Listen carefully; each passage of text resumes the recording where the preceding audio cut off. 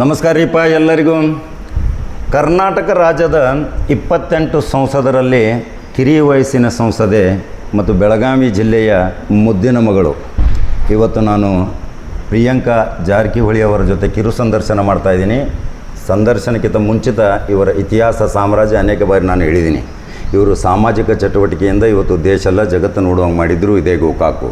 ಆದರೆ ಇವತ್ತು ಪ್ರಮುಖವಾದ ಪ್ರಶ್ನೆ, 2 ವರ್ಷದ ಪಯಣ ಸಂಸದೆಯಾಗಿ ಯಾವ ರೀತಿ ತಮ್ಮ ಕಾರ್ಯವೈಖರಿಯನ್ನು ತಮ್ಮ ಕ್ಷೇತ್ರದಲ್ಲಿ ತಂದರು. ಈಗ ಕೇಂದ್ರೀಯ ವಿಶ್ವವಿದ್ಯಾಲಯ ಬಗ್ಗೆ ನಮ್ಮದು ಬಹಳ ಬೇಡಿಕೆ ಇತ್ತು.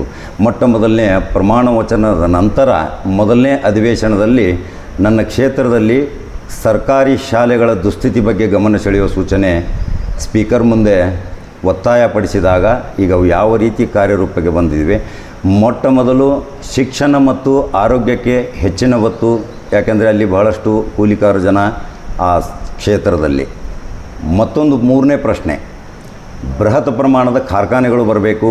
ಯಾಕೆಂದರೆ ಕೈಗಾರಿಕೆ ಮಂತ್ರಿ ನಮ್ಮ ಕರ್ನಾಟಕದವರೇ ಇದ್ದಾರೆ.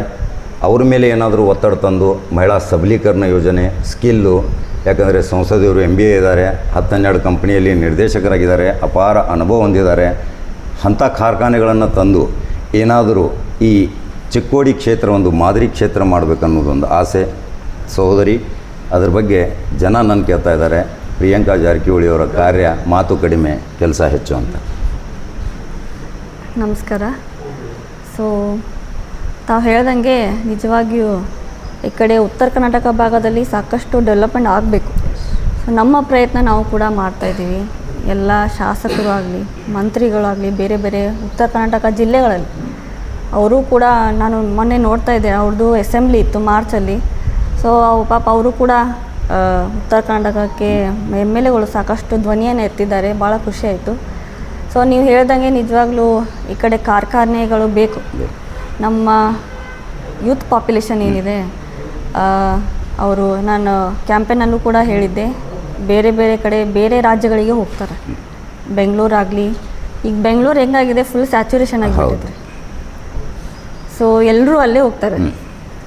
ಬಟ್ ಭಾಳ ಬೇಜಾರು ಏನು ಅನಿಸುತ್ತೆ ಅಂದರೆ ಎಲ್ಲ ಫಂಡ್ಸ್ಗಳು ಫಸ್ಟ್ ಅಲ್ಲೇ ಹೋಗ್ತಾರೆ. ನಮ್ಮ ಉತ್ತರ ಕರ್ನಾಟಕಕ್ಕೆ ಬರಬೇಕು ಸ್ವಲ್ಪ ಡೆವಲಪ್ಮೆಂಟ್ಗೋಸ್ಕರ. ಈ ಥರ ತಾವು ಹೇಳಿದೆ ಕಾರ್ಖಾನೆಗಳು.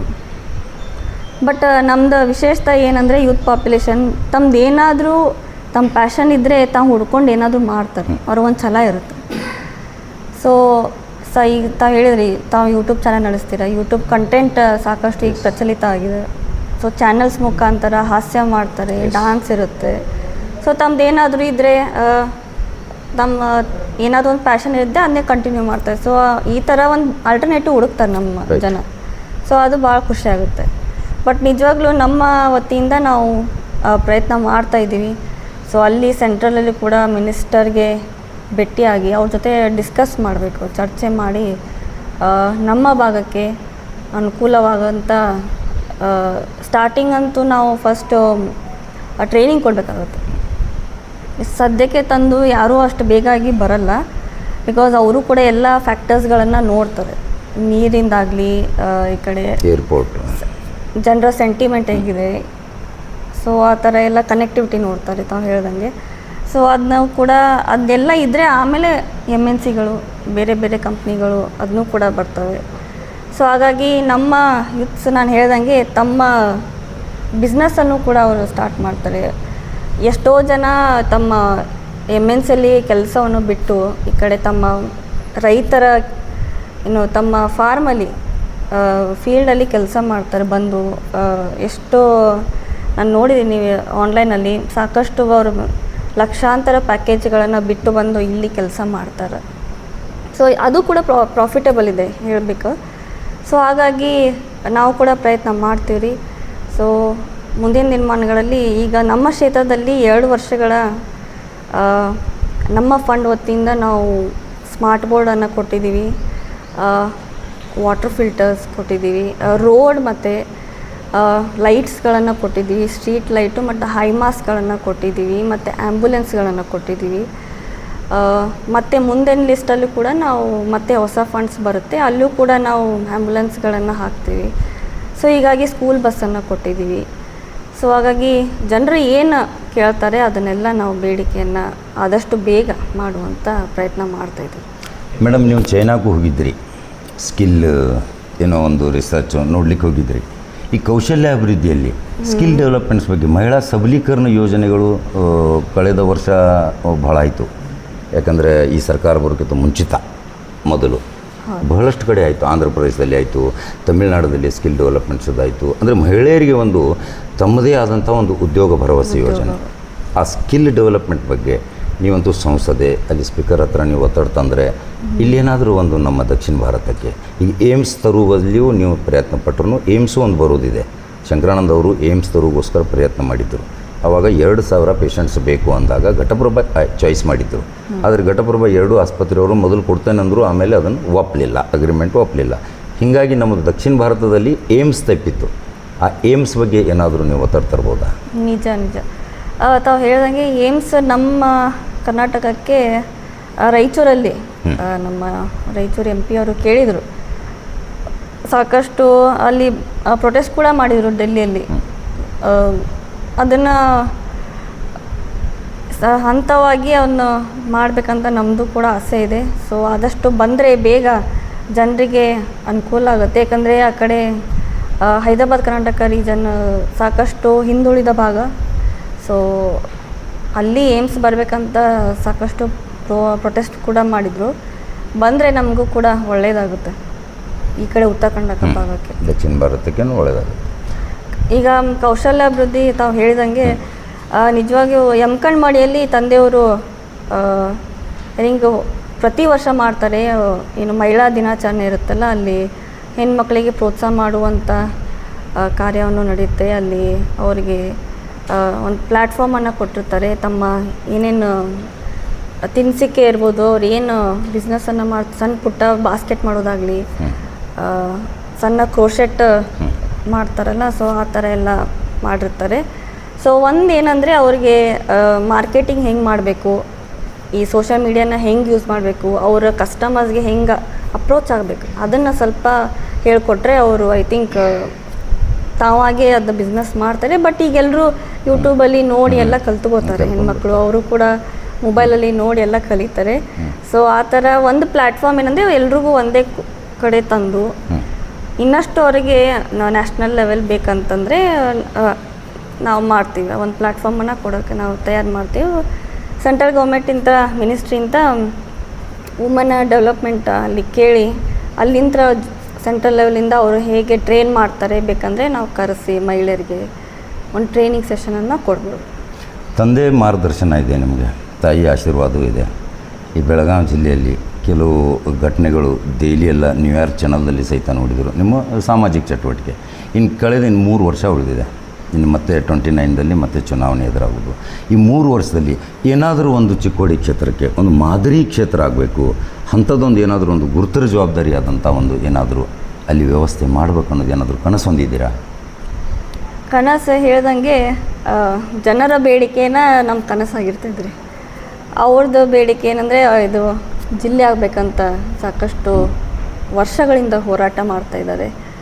ಸೊ ಅದು ಆದರೆ ಯಾಕಂದರೆ ಹೇಳ್ದಂಗೆ ಅಡ್ಮಿನಿಸ್ಟ್ರೇಟಿವ್ ವೈಸ್ ನೋಡಿದರೆ ಬೆಳಗಾವಿ ತುಂಬ ದೊಡ್ಡ ಜಿಲ್ಲೆ. ಈಗ ನಮಗೆ ಹೋಗಬೇಕಾದ್ರೆ 1 ತಾಸು 1.5 ತಾಸು ಹಿಡಿತೀರಿ. ಆ ಕಡೆ ಹತ್ತನಿಗೆ ಹೋಗ್ಬೇಕಂದ್ರೆ 2 ತಾಸು. ಸೊ ಜನರಿಗೆ ಭಾಳ ಕಷ್ಟ ಆಗುತ್ತೆ. ಸೊ ಹಾಗಾಗಿ ಅದೊಂದಿದೆ. ತಾವು ಹೇಳ್ದಂಗೆ ಇಂಡಸ್ಟ್ರೀಸ್ ಬರಬೇಕು, ಕಾರ್ಖಾನೆ. ಮತ್ತು ಈಗ ಸದ್ಯಕ್ಕೆ ನೀರಿನ ವ್ಯವಸ್ಥೆ ಬೇಸಿಗೆಯಲ್ಲಿ ಜನರಿಗೆ, ರೈತರಿಗೆ ಅದು ತುಂಬ ಅನಿವಾರ್ಯ.